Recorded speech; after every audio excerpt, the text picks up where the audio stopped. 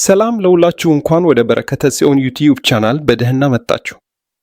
ዛሬ ስለ ስዊዘርላንድ ታሪክ፣ ፖለቲካ፣ ሃይማኖት፣ ቋንቋ፣ ባህልና የኑሮ ሁኔታ በአጭሩ እንመለከታለን። ስዊዘርላንድ በአውሮፓ መሃል የምትገኝ ትንሽ አገር ግን በጣም የበለጸገች አገር ናት። ከጀርመን፣ ፈረንሳይ፣ ጣሊያን፣ ኦስትሪያና ሊክተንስታይን ጋር ድንበር ትጋራለች። የአውሮፓ ህብረት አባል አይደለችም። ስዊዘርላንድ 26 ካንቶኖች አሏት። በርንም የፌዴራል ከተማዋ ናት። ስዊዘርላንድ በአልፕስ ተራሮች ታዋቂ ናት። ማተርሆርን በዓለም ከሚታወቁ ተራሮች አንዱ ነው። የጄኔቫ የዙሪክና የሉሰርን ሐይቆችም በጣም ውብ ናቸው። ይህ ተፈጥሯዊ ውበት ብዙ ቱሪስቶችን ይስባል። የስዊዘርላንድ ታሪክ በጣም የቆየ ነው። በ1291 ዩሪ ሾይዝ እና ኒድቫልደን በጋራ ለመረዳዳት ስምምነት ፈጠሩ። ይህ የስዊስ ኮንፌዴሬሽን መጀመሪያ ተደርጎ ይታያል። ስለዚህ August 1st.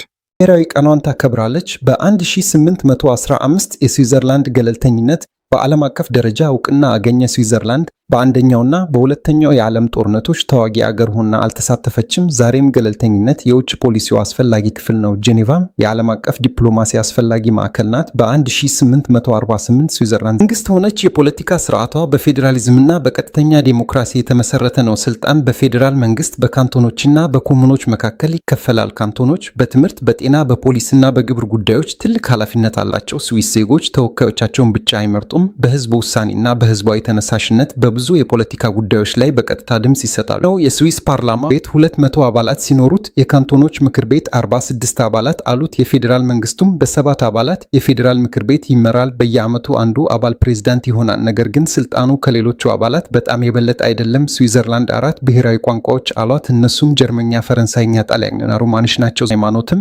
በስዊስ ታሪክ ትልቅ ሚና አለው። በታሪክ ካቶሊክና ፕሮቴስታንት ክርስትና ዋነኞቹ እምነቶች ነበሩ። ዛሬ ግን ኦርቶዶክስ ክርስቲያኖች፣ ሙስሊሞች፣ አይሁዶች፣ ቡድሂስቶች፣ ሂንዱዎች እና ሌሎችም ይኖራሉ። የሃይማኖት ነጻነት በህግ የተጠበቀ መብት ነው። አካባቢውን ቋንቋ መማር፣ ህግን ማክበር፣ ከጎረቤቶች ጋር መግባባትና በማህበረሰብ መሳተፍ ለጥሩ ውህደት በጣም አስፈላጊ ነው። የስዊስ ኢኮኖሚ በባንክ፣ ፋይናንስ፣ መድኃኒት፣ ቴክኖሎጂ፣ ሰዓት፣ ምርት፣ ቱሪዝም፣ ምርምርና ፈጠራ ታዋቂ ነው። የሙያ ትምህርትና የስራ ስልጠናም በሀገሪቱ በጣም አስፈላጊ ነው። በዕለት ተዕለት ኑሮ ሰዓት አክባሪነት በርና የአካባቢ ጥበቃ አስፈላጊ ናቸው። ባቡር፣ አውቶቡስና ትራም የህዝብ መጓጓዣ ዋና ክፍሎች ናቸው። ሰዎች ቆሻሻን በትክክል እንዲያስወግዱ፣ የድምፅ ህጎችን እንዲያከብሩና የጋራ ቦታዎችን በኃላፊነት እንዲጠቀሙ ይጠበቃል። ስዊዘርላንድን ልዩ የሚያደርጋት የተለያዩ ቋንቋዎች፣ ሃይማኖቶች፣ ባህሎችና 26 ካንቶኖች ቢኖራትም በአንድነት መኖሯ ነው። መግባባትና የጋራ መከባበር የአገሪቱ ጠንካራ መሰረቶች ናቸው። በመጨረሻ ስዊዘርላንድ ከተራሮች፣ ቸኮሌት፣ ሰዓትና ባንክ በላይ ናት። የረጅም ታሪክ፣ የጠንካራ ዴሞክራሲ፣ የብዝሃነትና የህግ አክብሮት ሀገር ናት። በስዊዘርላንድ ማወቅ ያለብን የአደጋ ጊዜ ስልክ ቁጥሮች እና ለጥሩ ውህደት የሚረዱ ምክሮችን እናያለን። በስዊዘርላንድ የምንኖር ሁላችን በተለይም አዲስ መጤዎችና ስደተኞች ማወቅ ስላለብን አስፈላጊ የአደጋ ጊዜ ስልክ ቁጥሮች እና ከማህበረሰቡና ከመንግስት ጋር በጥሩ ሁኔታ በመተባበር እንዴት የተሻለ ውህደት መፍጠር እንደምንችል እንመለከታለን። 112 አጠቃላይ የአደጋ ጊዜ ቁጥር 112 በስዊዘርላንድና በአውሮፓ የሚሰራ የአደጋ ጊዜ ቁጥር ነው። የትኛውን የአደጋ አገልግሎት መደወል እንዳለቦት ካላወቁ 112 መጠቀም ይችላሉ። 117 ፖሊስ ህይወት ወይም ደህንነት አደጋ ላይ ከሆነ፣ ጥቃት፣ ዝርፊያ፣ ስርቆት ወይም ሌላ አስቸኳይ የፖሊስ እርዳታ የሚፈልግ ሁኔታ ካጋጠመ 117 ይደውሉ። 118 የእሳት አደጋ ቤት፣ መኪና፣ የሥራ ቦታ ወይም ሌላ ቦታ እሳት ከተነሳ 118 ይደውሉ። በመጀመሪያ ራስዎንና ሌሎችን ከአደጋው ቦታ ማራቅ አስፈላጊ ነው። 144 አምቡላንስ አንድ ሰው ከባድ የጤና ችግር ካጋጠመው፣ ራሱን ከሳተ፣ መተንፈስ ካልቻለ፣ ከባድ ጉዳት ካጋጠመው ወይም ህይወቱን የሚያሰጋ የህክምና ድንገተኛ ሁኔታ ካለ 144 ይደውሉ። 145 የመመረዝ አደጋ አንድ ሰው በተለይ ህፃን መድኃኒት፣ ኬሚካል፣ የጽዳት ንጥረ ነገር፣ መርዛማ ተክል ወይም ሌላ አደገኛ ነገር ዋጠ ብለው ከጠረጠሩ 145 ይደውሉ። 143 እና 147 143 በከባድ የህይወት ሁኔታ፣ ብቸኝነት ወይም ስሜታዊ ችግር ጊዜ ለመነጋገርና ድጋፍ ለማግኘት የሚያገለግል ቁጥር ነው። 147 ደግሞ ለህፃናትና ለወጣቶች የምክርና የድጋፍ አገልግሎት ነው። በአደጋ ጊዜ ተረጋግተን ግልጽ መረጃ መስጠት አለብን። ስማችንን፣ ያለንበትን ቦታ፣ ምን እንደተፈጠረ፣ ስንት ሰዎች እንደተጎዱ እና የተጎዳው ሰው ሁኔታ ምን እንደሚመስል መናገር ጠቃሚ ነው። ኦፕሬተሩ የሚጠይቀን ጥያቄ በጥሞና እንስማ፣ የሚሰጠንም መመሪያ እንከተል። የአደጋ ቁጥሮችን ለእውነተኛ አስቸኳይ ሁኔታ እንጠቀምባቸው።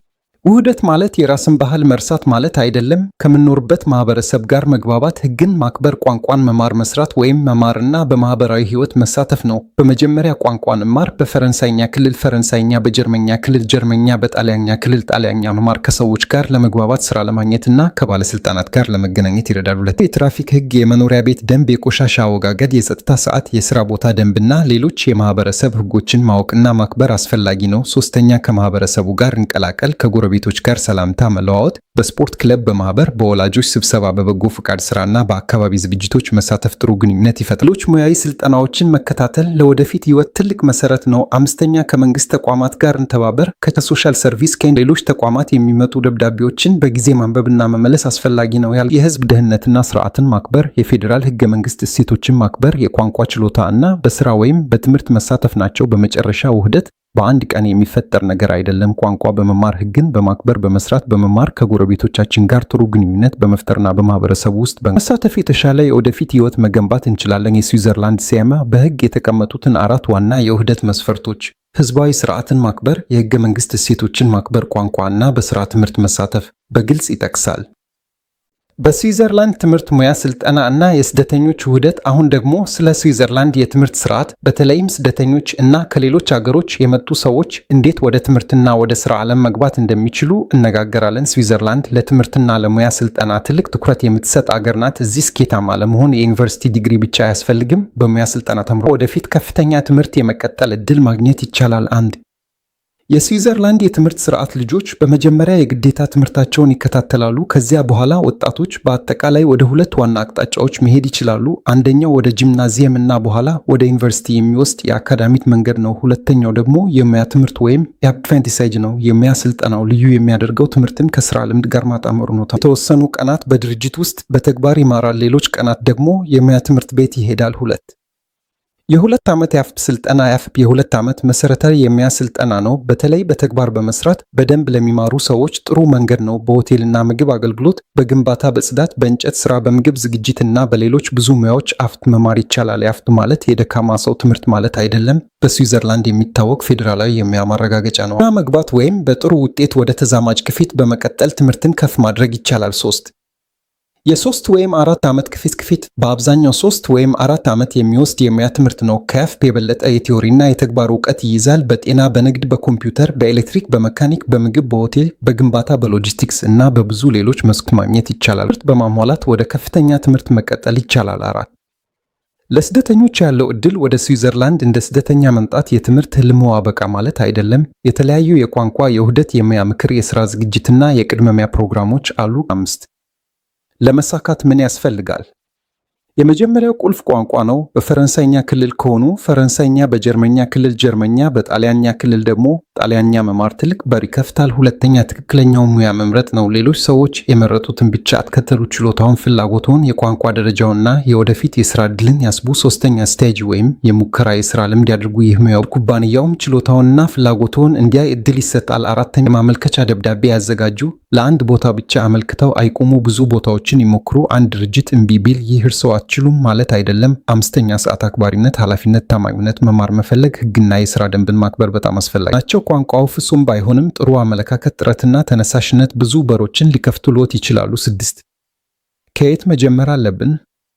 በካንቶኑ የሚገኘውን የሙያ ምክር አገልግሎት፣ የቋንቋ ትምህርትና ሌሎች የሙያ መንገዶች መረጃ ያገኙ። አስታውሱ፣ ዕድሜ የመጡበት ሀገር ወይም እንደ ስደተኛ የጀመሩበት ሁኔታ ብቻ የወደፊት ህይወትዎን አይወስንም። ቋንቋ ይማሩ፣ ትክክለኛ መረጃ ይፈልጉ፣ በትዕግስት ይቀጥሉ። በስዊዘርላንድ የ2 ዓመት ትምህርት ከዚያም ወደ ከፍተኛ ትምህርት የሚወስዱ መንገዶች አሉ። ስለዚህ ዛሬ ትንሽ መጀመር ነገ ትልቅ ውጤት ሊያመጣ ይችላል። በስዊዘርላንድ ውስጥ መኖር ብቻ ሳይሆን ቋንቋውን በመማር ሙያ በመያዝ በመስራትን በማህበረሰቡ ውስጥ በንቃት በመሳተፍ የወደፊት ህይወታችንን መገንባት እንችላለን።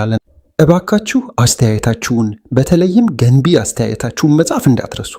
የምትሰጡኝ ገንቢ አስተያየቶች ቀጣዩን ቪዲዮ በተሻለ ሁኔታ እንዳዘጋጅ በጣም ይረዱኛል። እንዲሁም እባካችሁ ቪዲዮውን ላይክ ማድረግ አትርሱ። እጅግ አመሰግናለሁ።